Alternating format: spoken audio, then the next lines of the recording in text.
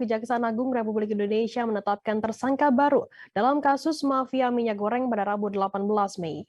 Tersangka baru atas nama Lin Chewi yang terlibat dalam korupsi pemberian fasilitas ekspor crude palm oil atau CPO dan turunannya. Bahkan Kejaksaan Agung RI menyebut Lin Chewi memiliki peran penting dalam kasus tersebut. Lin diduga berkomplot dengan Dirjen Perdagangan Luar Negeri Kementerian Perdagangan Indra Sari Wisnuwardana untuk mengondisikan pemberian izin persetujuan ekspor minyak goreng ke beberapa perusahaan. Lin Chewi diduga sosok yang mengusulkan pemenuhan domestic market obligation atau DMO minyak goreng boleh hanya bermodalkan komitmen oleh beberapa perusahaan. Diketahui badan usaha diminta mengedarkan minyak ke dalam negeri atau pemenuhan DMO sebesar 20% sebagai syarat pemberian fasilitas ekspor crude palm oil CPO dan turunannya. Hal itu agar mencegah adanya kelangkaan di masyarakat.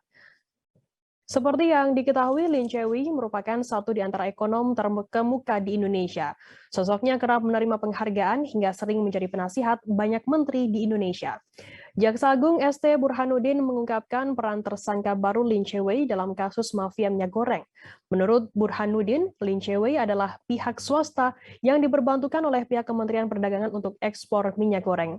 Burhanuddin pun mengaku heran karena pihak swasta seperti Lin Chewi bisa ikut mengambil kebijakan bersama Dirjen Perdagangan Luar Negeri, terutama memutuskan kebijakan dalam menentukan DMO. Padahal pengambilan keputusan tersebut seharusnya ditentukan oleh hal-hal struktural.